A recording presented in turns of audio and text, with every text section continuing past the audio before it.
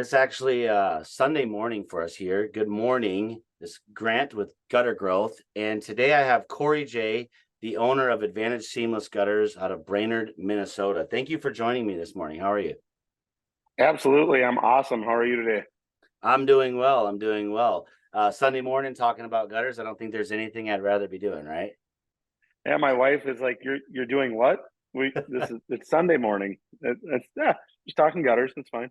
We gotta make a living from it. I really appreciate your time, and as we were just discussing off camera, we haven't really gotten a chance to uh, have a formal introduction between me and you, and so we just were able to catch up a little bit. A lot of the people that I speak with, I've had a couple phone calls with or know in real time. So this is really exciting for me to put a face with the name and with the legend. You're kind of a legend in the gutter industry, so that's very cool.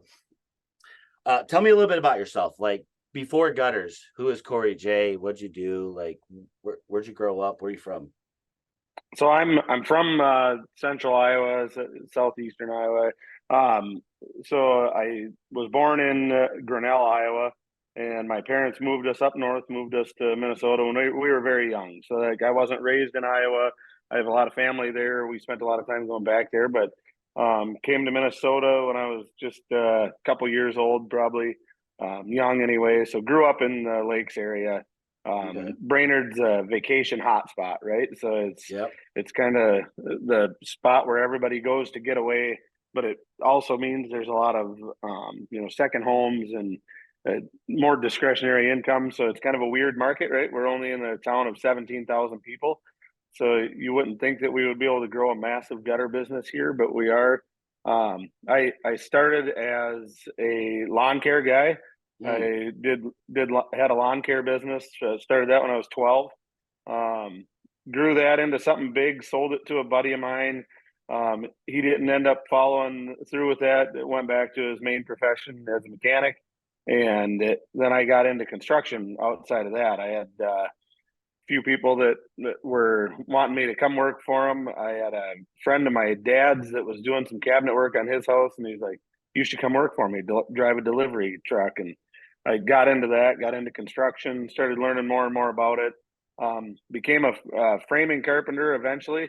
So worked into building great big houses, multi-million-dollar custom lake homes, and then I was, on the side, I would do siding, I'd do roofing, I'd do windows, anything I could do on the weekends after hours, I would do that. And then, '08 hit, '08, '09 area. That was when I was out on my own and I thought it was the best thing in the world, but I found myself pretty much broke with nothing and had to go on the road and travel and went and did storm damage repair. okay. This is in Ended up like back in. construction, like windows and roofs and stuff like that. Yeah, yep, You weren't doing yep. gutters at the time though. Nope, wasn't doing Okay. gutters yet. Okay. Yeah, and then I got a got got lucky. I think that uh, it's Sunday. I'm not at church right now, so I don't know that I'm the most religious person, but I have a lot of beliefs, and I think I've been handed some pretty lucky straws, and I think it's usually from something else. My hometown, where I was born, got hit with a massive hailstorm Okay. in that time frame. So our family was very well connected in that area and knew everybody, and I was able to do really well and pretty much saved my self on that side of Yeah. things because Yeah. we had plenty of work to go around. But what I found myself with as I was on the road in Iowa working was that I couldn't find reliable gutter guys anywhere, and that was, I think, the the industry has changed a lot since I've been in it, but back Yeah. then it was like the gutter guys weren't the best people. There's still some of them out there, but Yeah. They're still floating it, around working for somebody. yeah, yeah. Yeah. So we ended up buying a gutter machine because I couldn't find anybody to do our gutters for us while we were doing all that exterior Yeah. restoration. So I've had a long road to get to where I'm at, but it's um, I always say I'm probably an overqualified gutter guy for some of the stuff I've done in the past, but I wouldn't change it for the world. I love doing gutters, and I was an installer for quite a while. and really What enjoy year it. was that you first bought your gutter machine? Do you remember roughly Um, the time frame? I Just would like say probably 2008, 2009, 9. Okay. 2009. Okay. Yeah, and then we went full boat into gutters in 2010. And so the reason for going into gutters was I was traveling all over. I was doing good, doing storm damage repair, doing roofs and siding and windows and all that. And I met the love of my life, and she was driving back and forth to these different storm areas, coming to see me. And we decided that either we need to buy a really big motor home and go live on Yeah. the road, Yeah. or move home and try to lay down some roots. Settle down. Yeah. We did decide to come back, and the only thing I really knew is that I knew a lot of contractors, being in the construction space for so long. Um, I knew that starting a gutter business in my hometown probably wasn't the best idea, but I knew enough guys that were still doing storm repair too that I could travel outside of our area a little bit and stay busy. So I moved home with that gutter machine and started hanging gutters. And one of my first big jobs was a big townhome complex, Uh-huh. and it was the roofer that had committed to doing it was going to do a chop and drop on this. It was like oh god, I think it was like 5,000 feet of gutter or something like Oh that, wow. and Okay. he Yeah. was going to do a chop and drop on it. And he had went around, he roofed all the houses, but he had went around with a big black permanent marker and wrote on the fascia every measurement. Uh, this big in numbers, 193 and So you could 3/8. see it from over where the Yeah, trailer was or the truck. and Yeah. then it was the property manager's like, "No way, you get off my property! You don't seem like Oh the right guy for wow. this." Oh And I wow. went in and we did that project in, I think it was like 4 days, with Mm-hmm. inexperienced guys. So Mm-hmm. at the time it was me and like one helper, and I just started hiring anybody I could, anybody that had a free 10 minutes to come hang out with me. And Yep. we taught a bunch of green guys how to do gutters. And I really think that was a part of the success, is figuring out how to get guys that weren't experienced to be able to put up massive amounts of gutter in short periods of time. Correct. How did you in short, how did you learn gutters? I mean, did you ever get like did you know somebody that knew gutters that at least gave you maybe a little edge, or was it somebody at the supply house, or did you just totally wing it? So there was a gutter crew down in Iowa that I met. I always swore that I would never do gutters. I couldn't stand gutters. And when I was in exteriors, I'd have to move a downspout, and I'm like, this is ridiculous. Why would anybody do this job? Yeah, yeah. And I was watching a crew. It was God, I think the guy's name was Enrique that I was watching. He ended up doing some gutter jobs for me, and they were so fast, and I was watching them, and I'm like, oh my god, like this makes sense. Like I see why people do it. They're quick. They're running around on the roofs, prepping drip edge. They're getting stuff ready. They're hanging downspouts from the ground. They're Hmm. just flying around the house. And I watched them for a little while. That was when I shipped my gutter machine back home, and I was working on all of that stuff, all the roofs down there, and Hmm. I got to watch them a little bit. And I'm like, I think I could do this. So it was watching that crew. It was Okay. first class gutters out of Des Moines, and just learning some stuff. And I'm like, I think I could do this, and I think I could do it better. There you And go. what was a lot of fun with it is 3 years later, I got to go install against those guys. We went and did a townhome complex together, and it was a big horseshoe. So we each started at each end, 2 3-man crews, and we met them 3/4 of the way across the back curve. And it was so much fun for me that That is the crew funny. that I watched, that I thought was so amazing, we just whipped them on that townhome. So good. Yeah. Yeah, that's very cool. Are they still around these days? That company? They are, yep, That's yeah. cool. I think they run 2 crews or something like that, and it's a father son operation out of Des Moines, and they do a nice job. They put up a ton of gutters. I actually just talked to them here, probably a few months ago, and Hmm. visited with them a little bit. They're still doing good. I think they're actually working out of Omaha now. Okay. Is there a lot of gutter companies over there in Nebraska? I think there's a lot of hailstorms in Nebraska, so the gutter Yeah, I think companies end up over there a lot. they just end up there and then they leave. Yeah. Yeah, Yeah, so I don't think a lot of them are based out of there, but there sure is a lot that end up doing work there. Yep, yep. So you are the owner of Advantage Seamless Gutters. Was that always the name? Like at the beginning, was it just like Corey's Gutters, or you knew right away? And what was the Advantage? What's the deal with So the name? so it's funny. So we had, I've been around long enough that the phone book mattered. So, Mm-hmm. the A name for being Yeah. top of the phone book. So Yep. so I'm a serial entrepreneur. So my first business was CJ's Lawn Care. So that was Cory Okay. Jay's Lawn Care, And then I started a countertop business. And it was Advantage Laminates. Okay. And then we got out of that and I got really heavy into construction. And then I got back into gutters. And I'm like, well, what other name would I pick? It has to be Advantage, right? I'm going to be at top of the phone book again. Yep. Yep. And the only one that beats me is AAA. Triple A But every single time. I mean, it's but so uh, it's always been Advantage for Advantage Seamless Gutters, but it was actually Advantage Roofing and Siding in the beginning. okay. Whenever I was doing the traveling work, Mm-hmm. and then we switched over to Advantage Seamless Gutters, and it's been that way ever since.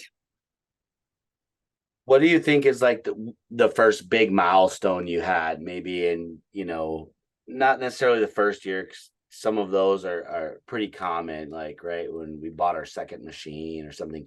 But what would you say like around that 3-year mark was like one of your bigger milestones when you knew like, okay, we might take this thing to the moon, or did you not know yet? So I've always been a pretty big thinker in general, but I get stuck in the weeds once in a while. Hmm. I'll give you 2 milestones if Okay. it works. So I Yeah. had like my first big one was getting more than 3 employees. Mm. Like I don't know about any other smaller gutter company, but it like Yes. I'd get three, then one would quit. I'd get three, then one would quit, and I'm like, geez, I Oh, can't get past just this. need to get the second And truck going.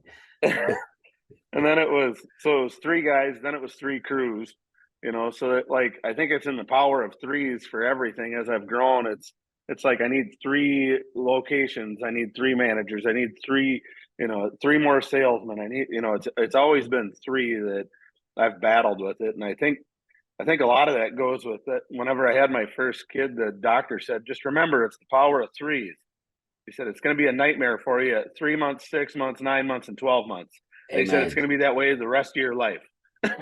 I said, it's the same way in Yes. business. Same Yeah. way.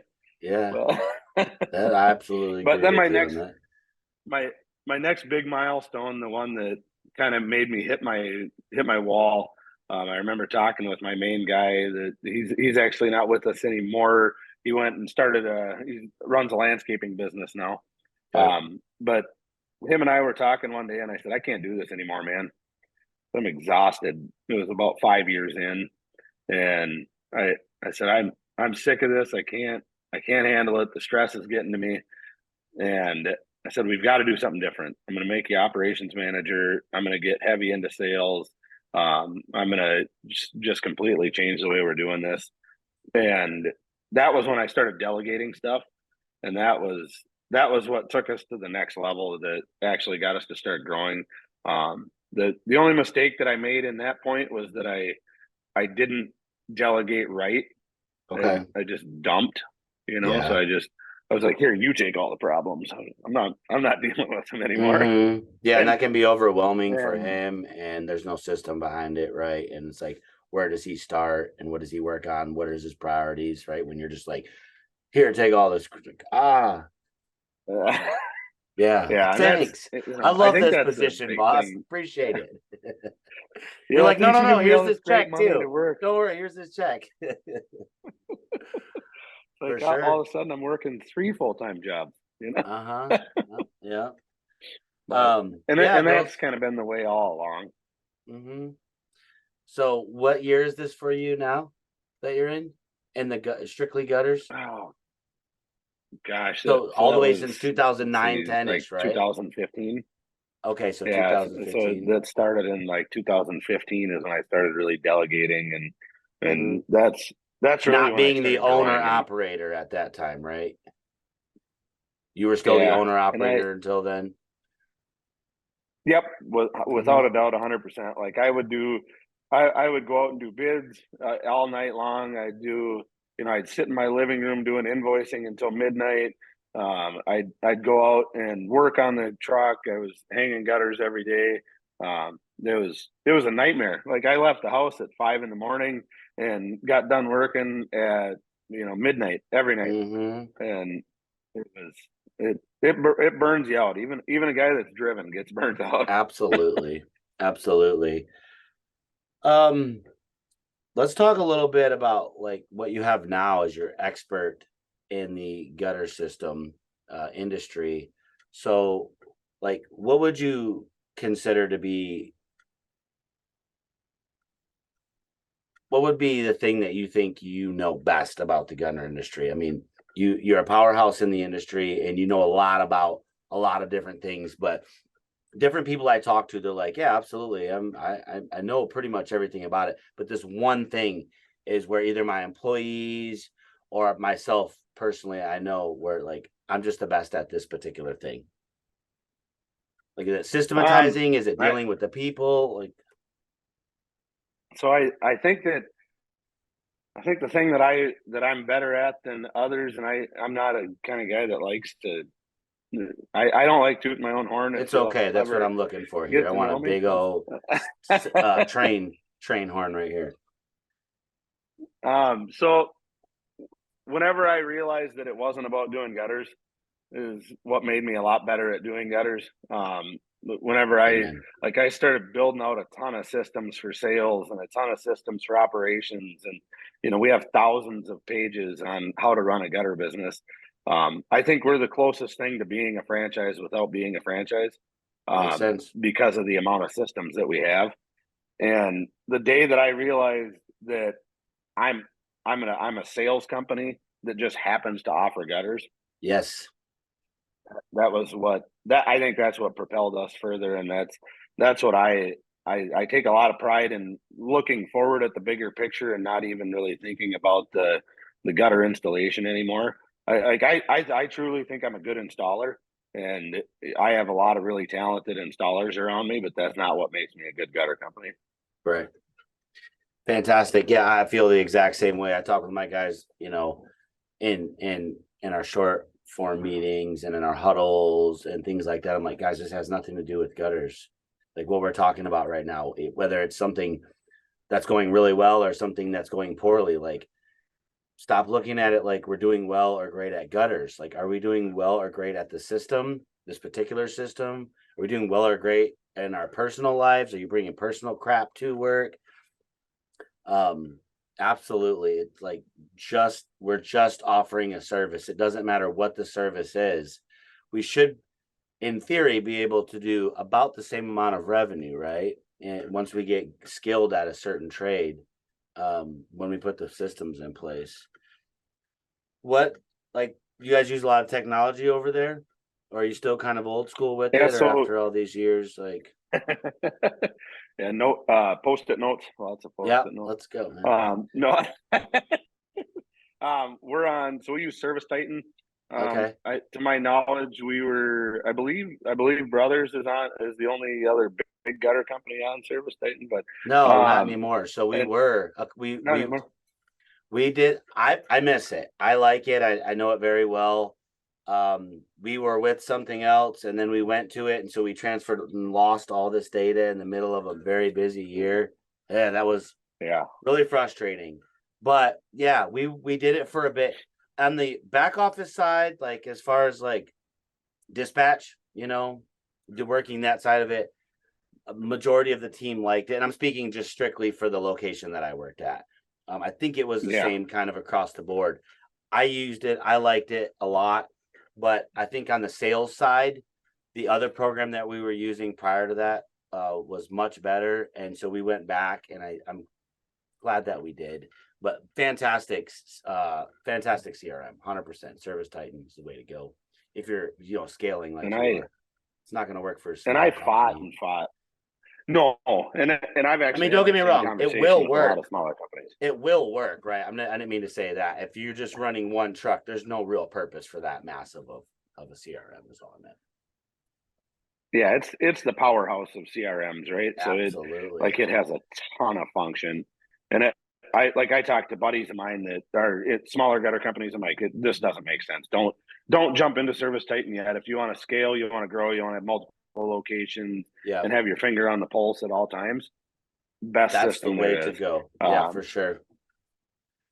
but Do you for remember? us, like we have tons of technology. We love technology. I tried to get rid of paper 100%. I Hmm. found out that that was a terrible idea, and there's still certain areas in business that need paper. Yeah, yeah, yeah, yeah. Unless you want to spend a fortune on screens and just have data, like I you yeah, got to have TV monitors and screens everywhere if you want to go paperless, and that's not a. Yeah, you still got to have a pamphlet to hand to the customer, right? even then. So yeah, so that was one of our big reasons that like I thought whenever I got into Service Titan, I'm like, I'm gonna get rid of all my brochures. I'm not gonna have anything. I'm just gonna email them everything. Mm-hmm. And then there's just so much value in a tangible asset that you hand to somebody. Absolutely. And like I can hand them we use folders. Yeah. We use folders with our information in them. Our bid goes in it. I learned it from a HVAC guy a long time ago. He's like, the nice thing about a folder is most of your other competition won't have a folder, and they're going to put everybody else's bid in your folder, so then they're just reminded of your bid the entire time. Exactly. Exact. I was with a So customer the other day and they're like, hold on, let me go find your folder because it's got all the bids in it. Uh, that's magic that you said that. Yeah, we use like it's probably the same style thing. Uh and it's awesome. I love the folder. I think there's paper that's needed. The sketch, I actually really, really hope that Frank's app is going to work out so I could get rid of the sketch. We still use paper sketches. I am actually meeting up with Frank here later on to talk a little bit more about it because I would love our guys to be able to have some more tools on the technology side, on the sales end of things. And I know mhm. ArcSight has some of that too. And it's just we see so much value in being able to just sketch it out real quick and kind of handy. Are you like right now we currently do it on paper. Pretty uniform. We have a legend that each salesperson has that different things on the diagram represent, so that it's all real consistent, so that it trickles down, obviously from the communication with the salesperson to the customer. Most customers have no clue about their diagram, right? They don't know how to read that thing. Yeah. They don't know what it is. So we try to educate them a little bit and go, hey, just so you know, these X's, so they can do apples to apples. Not everyone's just signing that day. They're going to go in and talk with their wife or whatever about it. And they're going to look at these different pieces of paper that they have or business cards with a number on it. Um, and so then our production coordinator is able to look over that diagram as well for um, anything that might not be correct with it or answer a question from a customer. And so we're still doing it that way. Gutter app will still be that way until we build in the virtualizer, which I think will be really cool. I think that'll be the biggest game changer for high level gutter companies like ourselves if we choose to use that. A lot of excitement around the gutter app. I'm excited to hear that you might be Yeah. pondering putting that into your rotation. Yeah, it's I just love that everybody's actually starting to give the gutter industry some attention. Mm-hmm. Um, it's It's been a long we're kind of time like coming. I, I don't know if I can say it. Yeah, we're the redheaded stepchild of the construction industry. Is You can say anything that's you about the want best on way this to say podcast. Yeah, of course. This is hey bro, this is still America, right? We're never gonna let that part of this thing go. So it? um what is like what are you on the forefront of? Well, let me back up a little bit. You have 6 locations. Is that where correct? Yeah, so 6? we're in 3 states and 6 cities. Yep. That is massive. For you guys that are trying to figure out how to just run your one truck and trailer, and this guy's doing it in different states, unfranchised, right? So you're the owner of all of them, and you have a director of operations at each location, or maybe at like 3 of the Yep. locations, and they run. Does anybody run 2 locations singularly? Like, Not current. okay, Not currently, but we have one that's actually looking at it right now that we might have one manager that's going to oversee two almost like a operations regional or that'll have something. Okay. Yeah, it's in Iowa. Just that state is kind of, it's not that big of a state, so Right. you can, one guy can bounce around a little bit. Mm-hmm. Mm-hmm. What do you think is the most inspiring for you as a guy who owns a bunch of gutter real estate? Like you were just speaking on that the industry is finally getting some attention. What is like, what's your one desire that you want to see come next? And are we here? Are we in the new age of gutter industry because of the camaraderie and or like healthy discussion on all of the gutter installer pages? I think that's a big step that may or may not be actually useful to the gutter industry. Okay, so you've been in gutters long enough that you know that gutter guys hate each other. Like it's just like it's the nature of this business for some I can reason. put It's these like, oh, screws in this miter so much better than you. yeah, yeah. It's, and I don't get it. Like Yeah. I'm a member of the Builders Association here. Like every roofer gets along for the most part, at least tolerates each other. Every framing company, every HVAC company, like they might not be best friends, but they are cordial. They get Yep. along. Like there's so much trash talking that's been in gutters forever, and I look forward to the healthy conversation that actually is happening between people. I think what Bren did with GutterCon is helping a ton.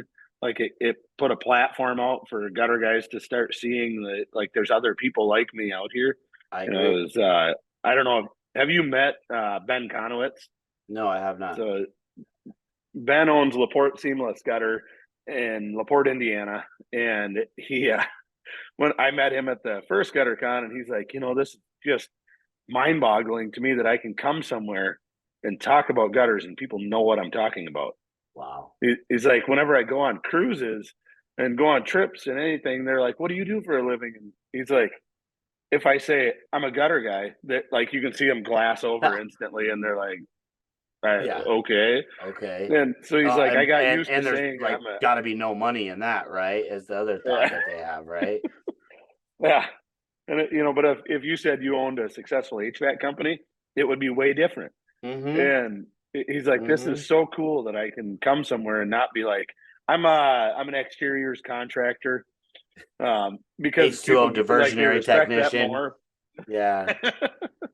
Yeah, so it was super cool to get in a room with like-minded people and be able to start conversations and start relationships. Like I've flown all over the country now to meet other gutter guys, and it's so much fun to me. Like we hosted a bunch of people here last summer. Bren That's brought a right. bunch of people over, Yep. and we had I like I said I don't like to do the whole tooting my own horn thing, so he named it Cory Con, which I hated. It was Um, so awesome. That was it awesome. was fun though. It was a lot of fun, and guys got to tour the warehouse and see stuff. But like I invite people up all the time, and you should come see it. But you 100%. know Yep. well, I'm excited that the gutter industry is like on the cusp of being something real. Like Yes. I think a lot of us have felt that we're running an amazing business for a long time, but nobody else thinks we are. Like whenever you go and say I own a gutter company, they're like, oh, that's cute. I One of think these days you'll get a even job. I think even for the installers, I have to tell people all the time, like, hey, I chose this profession. I really did. At my first job at Yeah, 16, like I could have flipped some pizzas, I could have done this or that. No, I didn't know what I was getting into. I didn't know I was going to make it a career, right? But I was offered the job. It wasn't forced labor. And I remember I'm in my mid 40s now. So I remember like in my mid 20s, early 30s, as I was really starting to like become more known in the industry. I had a 10-year, I'm coming up into 15 years, and it's like sitting around with my brothers and sisters that are, going to college for tech jobs, and my younger sister who's got a PhD, my dad who's an engineer, and all my family members are like all college graduates. My aunts and uncles, they're all like really good jobs. And now, mind you, I'm making $100,000 plus a year doing gutters. I'm being very efficient at it. I'm living a good lifestyle, but I was still always maybe, your uncle or your sister gets married or somebody, new comes into the family and you're at Thanksgiving or Christmas or whatever, like out on the river, Lake Michigan, you're out on the boat fishing. Like, oh yeah, well, what do you do? And you're like, oh man, yeah, dude. Well, I'm a gutter installer. It's like, wow, thought you were gonna have a heart attack. I was like, yeah, so did I. And I remember feeling that way, right? Like it would have been different if I would have said I was a electrician or a plumber, something maybe where there's a Yeah. certification or they offered some education at a trade school or anything, or a welder, you know. And at the end of the day, like you said, like as a company, it's a sales tool and a job. If you're doing the job with your hands with integrity, it's a job. It's a good. They're all the same, you know. What I've always liked about the gutter industry in particular is, for the most part, you're going to do a whole house in one day. So the completion of the Yeah. project, right? You can stand back and go, okay, I did a whole entire system. We're in HVAC or plumbing or electrical or roofing, depending on the size. And if you put 5,000 people on a roof, but you're not going to do it in one day. And so I always felt that achievement of like another house knocked out, something to add to that portfolio. That's what I loved about it. That's what I loved about roofing. That's what I loved about framing. Whenever you can see the results of what you did in a day Yeah. is so self gratifying. And when I framed houses, I could get there on Monday and it was a hole in the ground, and we'd leave on Friday and it was a house. Man. And now with gutters, it's you can get there in the morning and be gone by noon, and you did all the gutters, and nobody knew you were there. You were in and out. You're clean. You took care of the job, and you get to make 2 to 3 customers happy in a day, and it's an awesome profession. Um, Skipping topics here to the next one. What do you feel as a like? Obviously, there's different regions, all that. So nobody hold Cory to this when you run into him. Like, well, you said. But what do you think is a fair? I have this conversation. I want to continue having this conversation. You can only have it respectfully, I think, with gentlemen like yourself that are high level in the gutter industry experience because of the volume of customers. Volume of customers, I think, puts you at a certain speaking point. You can sit at the table with certain people, and we can have a conversation about a real warranty. Do you have any thoughts on like what should a actual warranty look like? I mean, do you think it should be a 2 year? Do you think it should be a 5 year? Should it be 10 year, or should it be 20, or should it be lifetime? Like, where are you at with that? Maybe even your thoughts, not necessarily what you do, but do you have a perspective on that? Yeah, so I had a good friend of mine. He told me, he's like, Cory, what's going to fail on a gutter system? I Right. said, well, it's It's only the sealant one and miters, thing. right? Yeah. And he's like, are they still going to call you even if it fails now or in 5 years, 10 years, 15 years? I said, yeah. He's like, what would you do? I said, I'd go out there, peel the sealant back out Mhm. and reseal it. And he's like, is that worth a lot of money to you? I said, I don't, probably not. And he said, why wouldn't you just say we have a lifetime warranty on everything we do? Because they're a lifetime customer. You want them to call you forever. Now you have to have caveats with that of what can Right. fail, what's Mother Nature, what's Mhm. you have to spell it out. But I wanna provide a lifetime warranty, even if that's not what the true warranty is. It's because I have a lifetime customer. I never want to get rid of them. And we have 25-year warranties on stuff now, and um most, like in Minnesota especially, if it's going to fail, it's going to fail in the first year or two because of Correct. the extreme harsh weather. Correct. So and from there, like it's probably not going to fail. And we have a rule that if we service it more than 3 times, if it's a warranty problem more than 3 times, tear it down and start over. Do it Like again. just do it again. Yep. Something went catastrophically wrong. I I don't know what it agree. is. Start from scratch. Let's redesign this and figure it out. Yep. I agree Like with a you. mosquito crawled in or something. I don't know what's making this thing leak. Yeah, exactly. It's the craziest. Yeah, I agree with you on that. It's really, if we screwed a good wood or concrete or whatever it is, whatever fascia or structure, that's should have never come off. Downspouts, depending on how you guys do it, I know how we do it. Those downspout straps are not coming off. Like the system is not, that aluminum we know is going to last for like seriously ever. It's just that corner that we're warranting. I don't ever understand, and I say this as a coach, I say this as somebody quarter century in the gutter business, and I say it respectfully. I don't understand the companies that offer a 1 or 2 year warranty. Yeah. I just don't, like, you're scared. Let's be realistic too. I mean, maybe a little bit different in Iowa, but like in the big cities, I mean, the average homeowner lives in the house for like till their next divorce. It's like 3 years. Most of the right? Most of these big huge mansions and stuff we work on, like they're literally getting divorced while the house is being built. It's some of the craziest stuff I've ever saw. And not to say that they're not, depending on your transferable warranty and all that, but the average person's going to put gutters on the home, live in there, 5 to 7 years, move. The next person has no clue. I mean, at least give a 5-year warranty is all I'm saying, ladies and gentlemen. Yeah. At least do 5 years. That's the minimum. But to your point, what's the age of house that you're usually replacing the gutters on? Right, 20 years if old. It's not hail, years if old it's not hail related. Yeah. It's about that 20-year mark. So like that's the life expectancy of that system for the most part. Is that 20-year mark. We talk about too. I mean, to touch on that point a little bit. There's like you said, there's always some caveats, right? Mother Nature, all this kind of stuff. And I'm going to give a couple. You may or may not, and I'm not speaking for Cory. I'm speaking for the industry. I'm going to give you a quick snippet of education here. When you're writing up your warranties, depending on where you're going to be, let's say you're not comfortable doing the 20-year. Grant, why should I do the 20-year? I'm not comfortable with it, etc. Well, we can talk to you about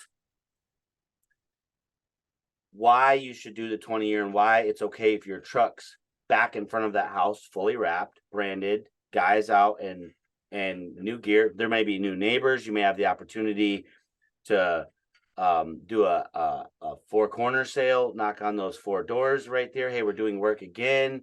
You can get some fresh eyes on it, and or in your warranty, build some things. So like, I'll give you an example, and I'm not saying this is what we do because I actually don't think that we do. We have some other stuff in place. Give a 10-year warranty if you're not comfortable doing the 20, but put in there that the gutters need to be maintained and there needs to be proof of maintenance.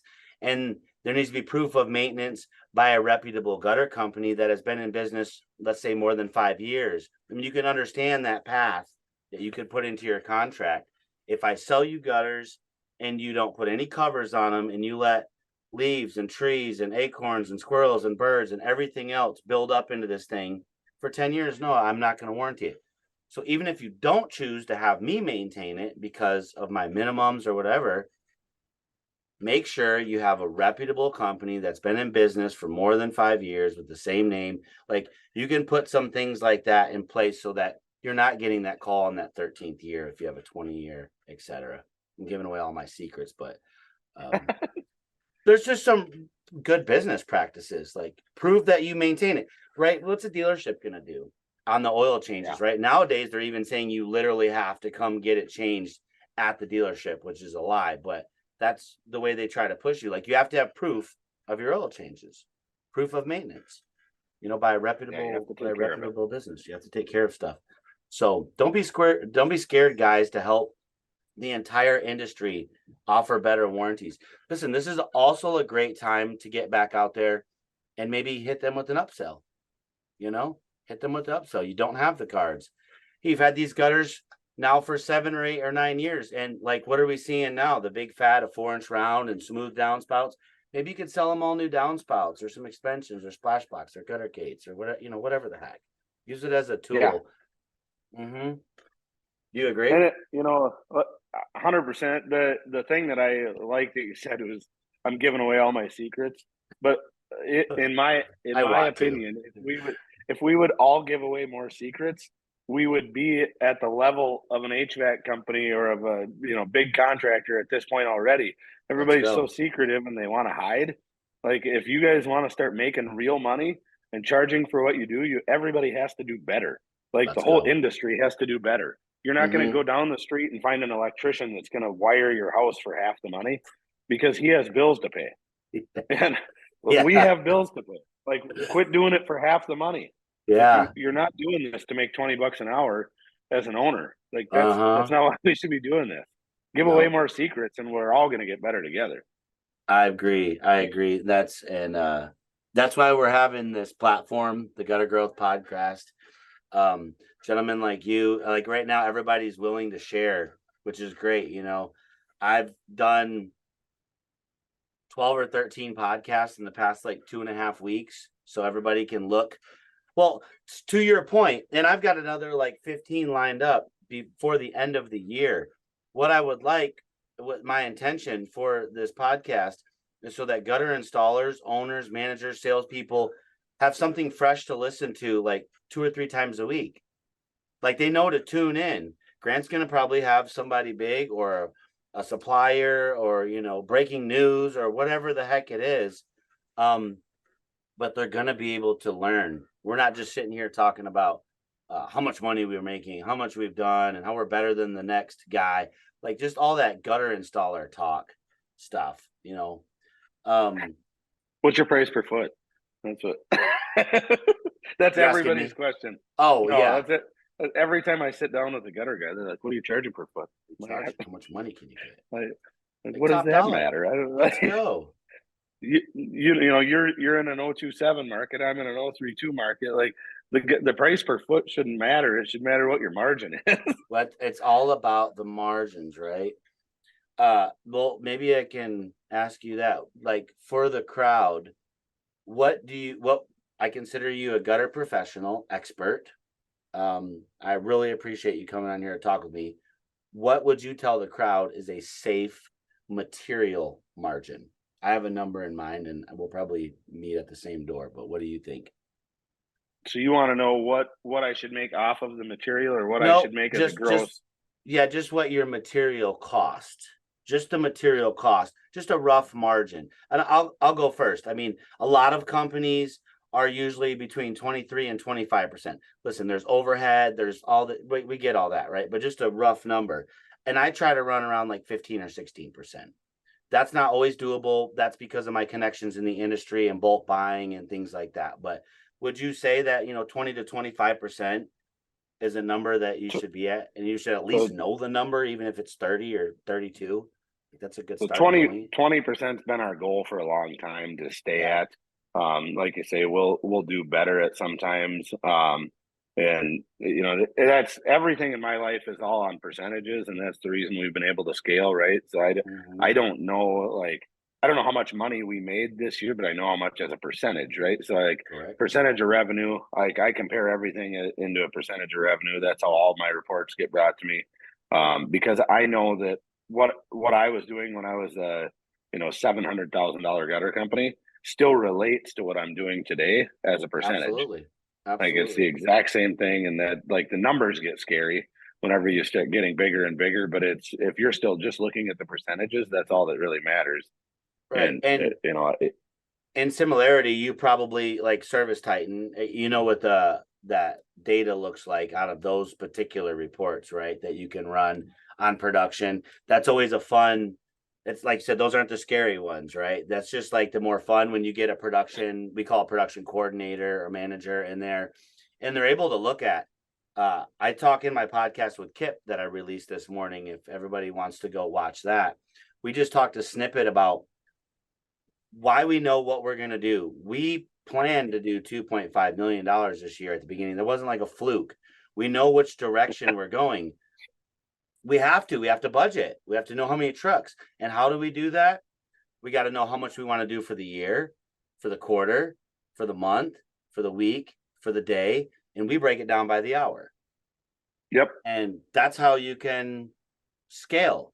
Like you literally know if you start to get behind, it's no different than sports. Like you have to win. The idea is to win. And what winning looks like is probably in our business, like being profitable. That's what winning is. Doesn't mean brothers being better than Advantage or Grant Scudder's being better than Cory's, or you use box motors or strip or hand tap. Like all that stuff doesn't actually matter to people that are working the system.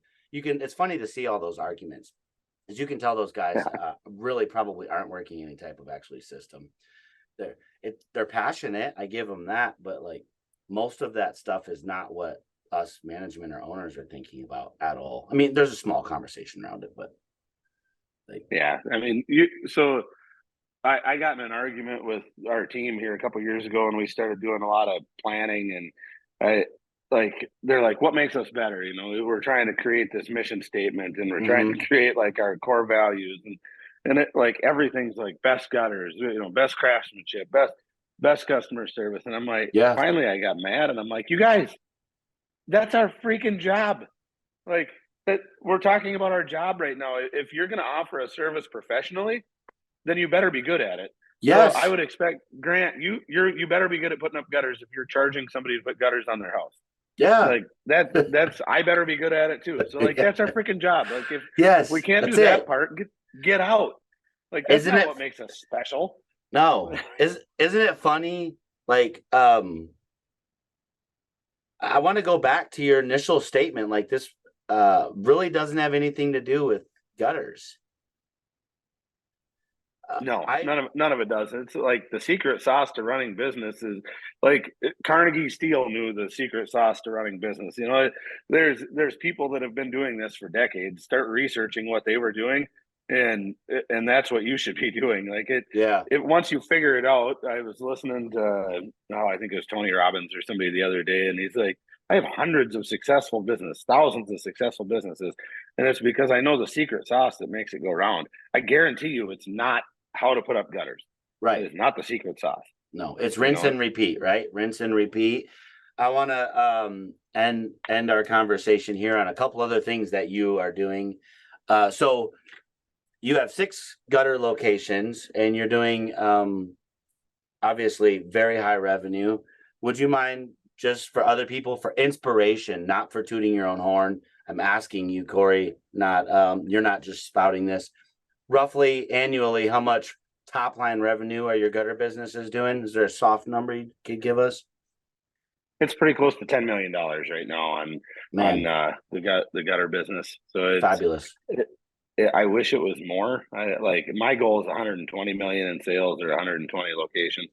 So I'll get there. But okay, I'm gonna be excited to watch that for sure. I push hard for it. So that what started it was. The original ABC Seamless was at their prime was at like 120 locations, and that was always my goal, was 120 locations. But then I realized that, like, what is a location? You know, a location for a gutter company could be $250,000, it could be $500,000, it could be 5 million. You know so we changed it to a revenue number. It makes a lot more sense to me. I think a gutter business should do 2 million a year. I agree with you. Standalone gutter business, but I absolutely agree with you. And should they do that in their first or second year? So I think it should be about 2 to 3 years in for the 2 million revenue. I think you need to stretch and learn a little bit. Like our startup locations, like the first year for most of the companies, like our goal is that they're going to do about $500,000.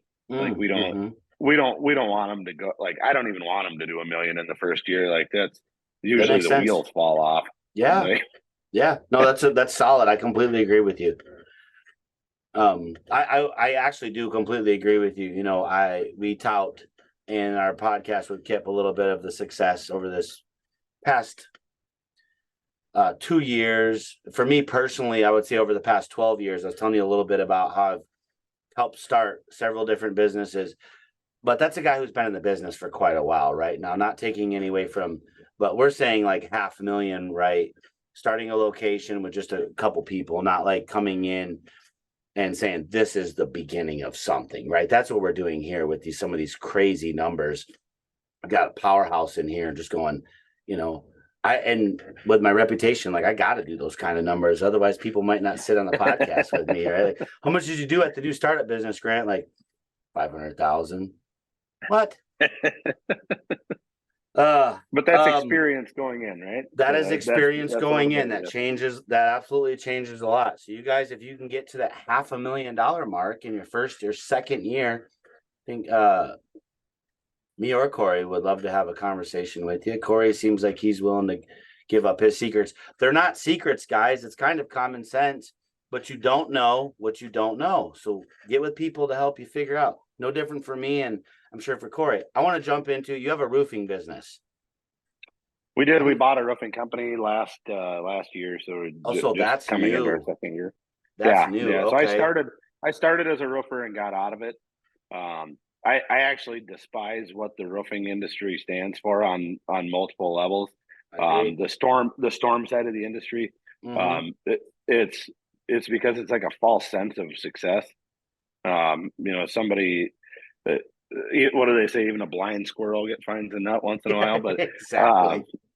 it's Oh, that's a the good people one. that I've seen that have success in roofing companies is so many, but it's usually followed by immediate failure, By immediate and failure. it's because they get greedy. They don't run a real business. They don't take care of their customers. They don't take care of their employees. It's a lot of subcontractors in the roofing industry. So I got out of it because of the arguments and the like all the everybody talking about Just State Farm and how drama. much they hate it was Yeah. terrible. It's a lot of I just drama. so I hated it. But we bought a local roofing company that had a really good reputation, and we bought it and we 10x'd it from the day we bought it, and Beautiful. it hasn't been 2 years yet. So it's been a lot of fun. I really enjoy it, and I love I'm growing business. But it was hard for me to get back in after the world that I came sure. from. I'm sure. Um, Lastly, I'm sure there's a lot of other things, but this is probably, you know, the most intriguing for me is this barbecue thing. So, I got a couple questions. So I know you said you're doing barbecue supplies, right? So grills, sauces, brushes, I mean, you name it, right? Pretty much Yep. everything. Pellets. Okay. So Do Oh yeah, I won't ask all 15 questions at once. Go ahead. yeah, That's so what you we got. say like we supply everything to make you a backyard legend, and that's Mm, like that's all we're after. Like we do competition trainings and stuff like that. We had a big class yesterday for competitions, and that's like okay. a whole different level, right? Like you're Yeah. spending thousands of dollars every weekend to go compete. That's fun. I've competed. I've been with guys that have competed. The One of the teams we sponsored won second place at the American Royal here a few months Congratulations. ago. Like Okay. I was there for it. It was an awesome time, but that's a different world, right? What makes it more fun to me is that I can give you pointers that are going to make you a legend amongst your friends. I Like need those pointers. that's way better. We're gonna talk. I live in Texas, and anybody that knows me knows I do steak and seafood several times a week. Me and my wife, we're ribeye and crab and lobster and scallops and stuff because I'm scared of the barbecue. Yeah. I'm like, you want me to smoke what for how long?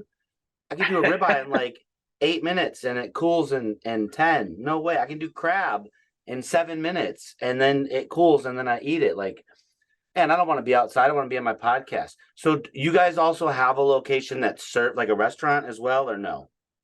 No restaurant. Nope. So we have two barbecue supply stores, one in Brainerd, one in Alexandria. It's Mm-hmm. the Smokestack Barbecue Supply Store. How would we reach out to that? You can order online at what? TheSmokestackMN.com. I'm on that. Okay. And And it's when you order a smoker, like the pellets, all that stuff, you've got sauces. Does the trainer come with it? Like, do they deliver it and they're gonna show me how to actually do something with the brisket and ribs, or you got to so figure what's a that lot out? of fun with it though. Like we have videos that we do, we have recipe cards we put up on our websites, like Wow. our Facebook Okay. pages. Like if you follow us on our social media and stuff, you'll get plenty of pointers. No, for sure. Okay, say that one more time. What it is? The Smokestack Barbecue Supply Store. Okay. And the website is thesmokestackmn.com. Okay. And how long have you been doing the barbecue? 3 years. Are you So, well, recognized? 3 years as a business. 3 years as a business? Yeah, I was gonna say. And how long before that? Is this like a family tradition? Was it your dad or your My whole life. grandfather? Whole Yeah. life. So you guys already knew how My to. dad was big into it. Yeah. Like I enjoy cooking. It's a passion project. Like I've been told by my accountant I can't say a hobby business. that's not okay apparently to have hobby Yeah. businesses, but it's been a passion project for me, and I really enjoy it, and getting to go and hang out with people that love to talk food, and just to share in that same passion is so great. Is there any vision for a restaurant or anything like that? Or We've talked about it. I would love, like, I love creating great recipes, and I would love to be the guy that gets to go in and create a menu for a restaurant. hmm hmm I don't want to run a restaurant. I have Yeah, zero interest no, in no, running. thank you. Yeah. Do you guys ever think about like doing like a smokehouse there locally, like just a smokehouse and packaging, or maybe like catering? I mean, I'm just picking your brain here on some things, like when you're like you cook something and some of your friends or family or probably employees as well have all tasted your food and they're like, you got to sell this. Does the wheel go, nope, because it's too restauranty and that's a nightmare? This is all it'll ever be.